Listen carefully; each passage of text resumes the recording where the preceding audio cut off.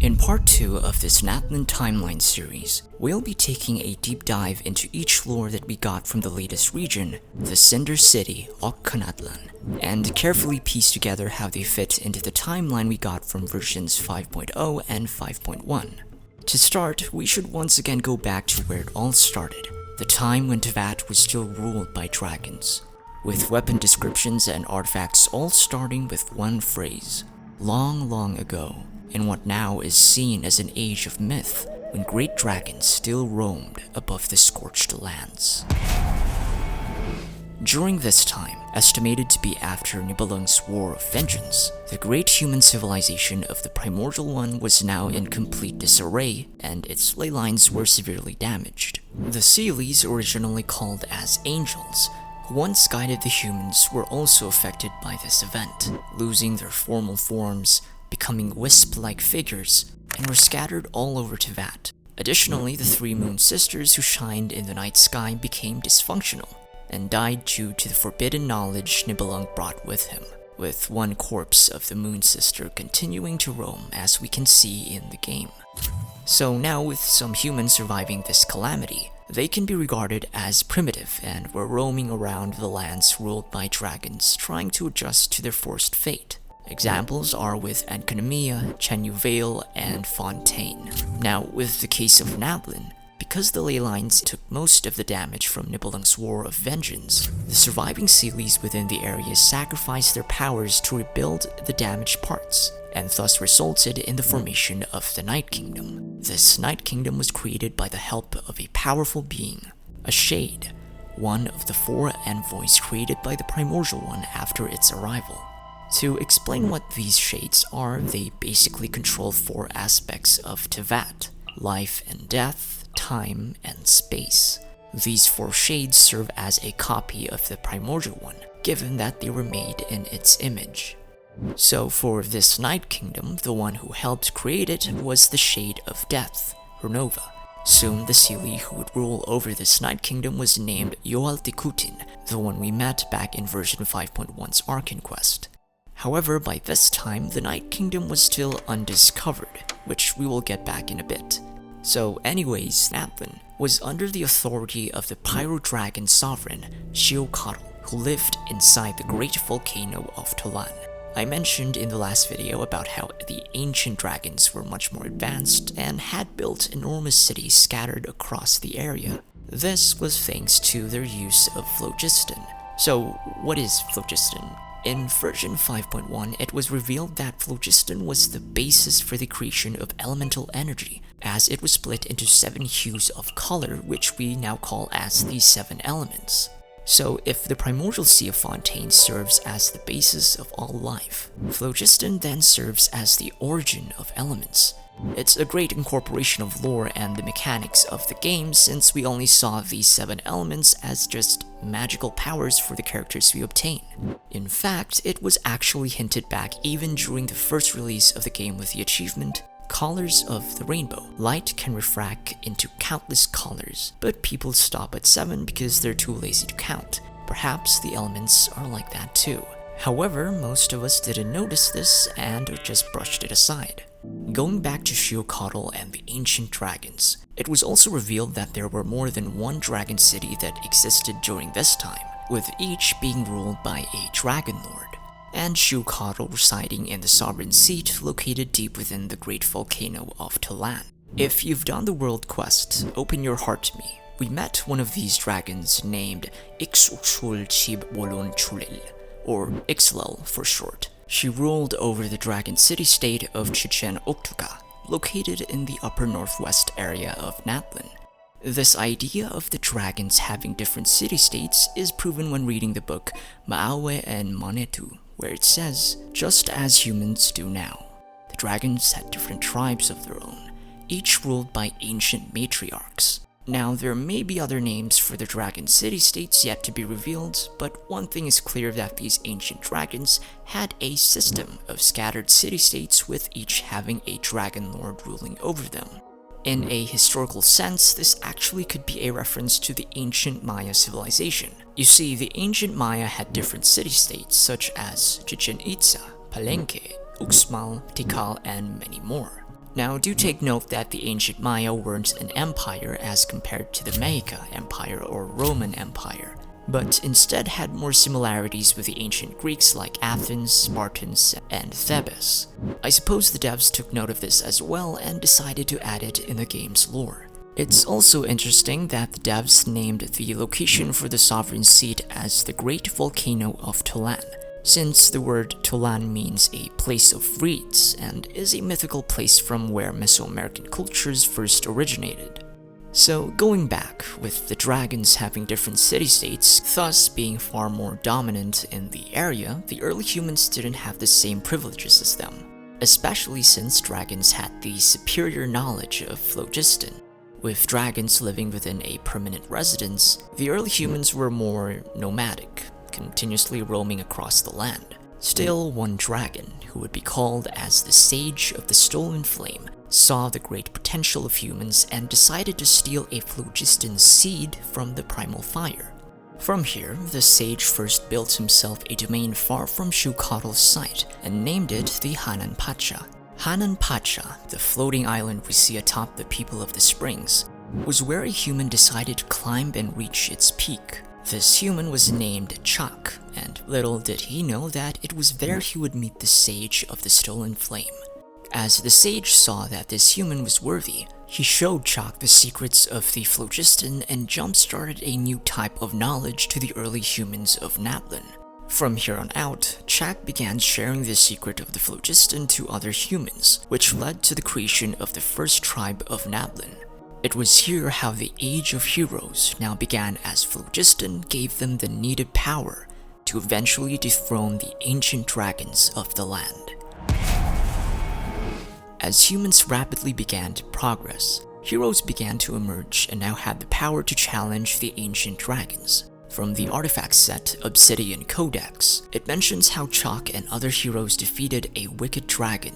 It's unclear who this wicked dragon is, but because we now know that dragons had different city-states back then, this could be just a dragon lord near the place where Chaac and his people resided. So after this battle, Chaac and his people founded the very first tribe of Natlan, which is still unclear to us which tribe this is. Soon this resulted in the formation of more tribes. As years passed by, Chaac and his fellow heroes who defeated a wicked dragon were turning old, with Chaac being the last one to die of old age. Now, remember the Night Kingdom I mentioned earlier? It was noted that when Chaac was nearing his death, he decided to climb a mountain one last time, and as he reached the peak, he would call out his dead friends in hopes of having one last special moment. Surprisingly, as Chaac reached the top, he heard a voice. This voice was Xualtikutin, the Lord of the Night Kingdom. Following this, voices were soon heard to every human in Natlan. It was here that the Night Kingdom became known to all of the humans, and the appearance of the first Wyab, leading to a permanent connection between the humans and the Night Kingdom. Years would pass, and different heroes from all over the realm within began to start their own tribes, with the original count to be 7. Each tribe follows the 7 elements formed from Phlogiston: Nanatskayan with Geo, Metzli with Hydro, Huitzlan with Dendro, Mictlan with Cryo, Talalakan with Pyro, Tetiokan with Electro, and the other with Anemo. While the name for the Collective of Plenty wasn't yet officially revealed, I read the name Tetiokan from the ancient bulletin found in the core of Chualol area, mentioning the names of tribes. I assume this could be the name for the Collective of Plenty as it was mentioned last. I also want to add that because the Flower Feather is now revealed to be following the element of Pyro, the only element missing now is Anemo. Taking a look back at Vanessa's tribe, this could be her tribe, and there's a bit of connection here on how Vanessa's tribe went to the nation of Anemo. Still, I'm not yet sure about this one, but it's a huge possibility. As for the next one, I'd now like to turn our attention to the Sage of the Stolen Flame. You see, the Sage isn't what we all thought before. Remember when I said that the Sage saw humans having great potential? It turns out that he saw them as a great potential for his experiment. Taking a look at this sage's story, he was present during Nibelung's War of Vengeance, reclaiming that he took part in the Sky War as noted from the world quest, Moment of Awakening. Because he saw the inevitable downfall of the dragons, this was the reason why he stole the Phlogiston seed from Xucatl, believing that sharing their secrets to other species might delay their extinction. Seeing his vision to succeed with humans, this was where he decided to plan his next experiment. Now, as the humans began to use Phlogiston in building their tribes and expanding their territories, the sage decided to change his form and live among them, trying to learn their ways. Here, the sage met with another human, and together they had a child which he named as Ochkan. With Ochkan's birth, this was all a part of the sage's plan to the next step of evolution.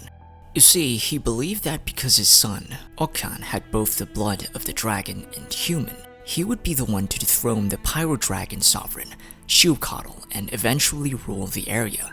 A land where two species of dragon and human are mixed.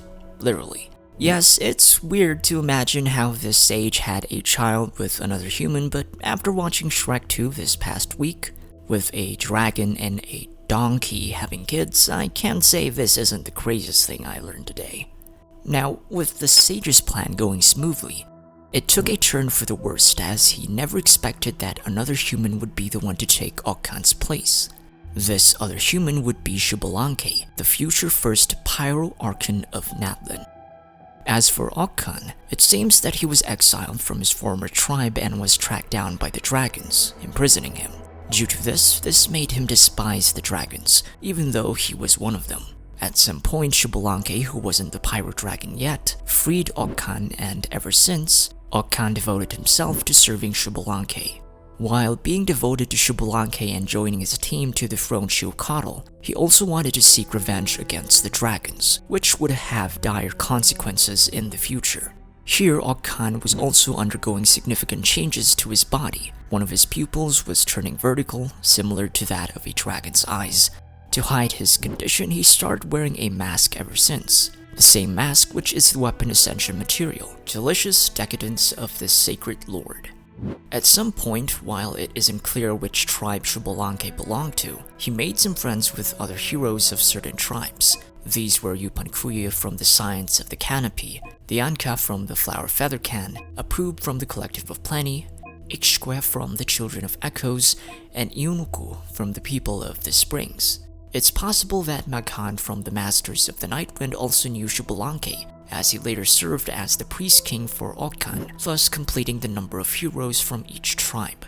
So anyways, the order of events is still unclear here, but later on Xbalanque met with a sage of the Stolen Flame and agreed on a pact. A pact where Xbalanque would spare the surviving dragons and let them live side by side with humans. It seems that because the sage's plan didn't succeed, he decided to stick with Xbalanque and continue to learn more about humans. As this pact was sealed with a promise, Xbalanque set out to the sovereign seat, the great volcano of Natlan, and confronted Xucatl. However, he didn't arrive alone, as he was joined by his friends, Ochkan and the Sage of the Stolen Flame. Xbalanque also united all the various tribes that were formed and commanded a number of warriors to the great volcano. Before they marched over to Xucatl's seat, Xbalanque made a speech and a promise to his warriors. This was documented in the weapon Calamity of Eshu, where it says, "It was as if Sanhaj Kampore had truly lived through those years, when the first Pyro Archon made a vow to his forces before the volcano." As Xbalanque and his forces entered the volcano, Ochkan was the mastermind behind the plan, as he was the one to lead them through the hidden passages beneath the great volcano. With this, Xbalanque was able to confront Xucatl without any resistance. As for Xbalanque's forces, however, they were busy fighting outside. Taking a look during this battle, Xbalanque then saw Xucatl. Here it seems that Xucatl was corrupted by the Abyss, the same forbidden knowledge that Nibelung brought to Teyvat. Still, Xbalanque was determined to defeat Xucatl and finally end his reign. Amidst the chaos of the battle, Xbalanque managed to pierce the eyes of Xucatl, which caused the dragon to overreact, causing both of them to fall. Now, I admit, while I was reading this, I imagined this scenario to be like the Gandalf versus the Balrog scene. Now, how great would it be if Hoyo ever decided to make an animated scene for this? So, back to the story, as Xbalanque and Xucatl fell to the ground, Xucatl lay dead, letting out a last roar. while Xbalanque emerged from its body victorious, covered in flames. This embodies the famous Natlan line, "The victors shall burn bright, while the losers must turn to ash." Now, after this battle, Xbalanque and the heroes went outside the great volcano of Teyvat as the victors, holding the two eyes of Ochkanatlan. It would be later called the Golden Entreaties, with the power to remove a mark called the Flame Lord's Blessing. Now, what is this Flame Lord's Blessing? From the sage's comments, the Flame Lord's Blessing is a type of birthright given to those of nobility within the dragons. This mark enables someone to access ancient dragon relics and gain access to the secrets of the dragons. So anyways, back then, we believe that Xbalanque defeating Ochkanatlan was an impressive feat. But in the World Quest Moment of Awakening, the sage reveals that Ochkanatlan faked his death. Now, this wasn't explained further, but it's a given that we will have an answer when finally exploring the great volcano of Teyvat. Maybe we'll also get to see Ochkanatlan's remains there. While it's a letdown now that we learned that Ochkanatlan faked its death, it's still a remarkable feat for a human and a story perspective. After Xbalanque's fight with Ochkanatlan, he met with the Shade of Death, Renova, asking her to give him her powers in order to create the rules for the land. This was because after Xbalanque's encounter with Ochkanatlan, he saw how the Pyro Dragon was corrupted by the Abyss.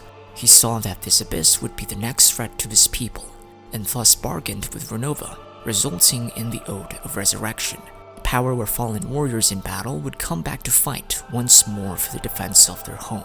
So as Xbalanque formed the new rules for the land, peace lasted within the realm within, soon giving birth to the name Natlan, a land of warriors where no one fights alone. Now, before we continue, I'll end the video here first, as the next parts about Ochkanatlan are very drawn out. Still, don't worry, as it will be released shortly. Imagine this to be taking a short break after that overload of lore we got. Anyways, as always, thank you for watching, and I'll see you guys in part 3.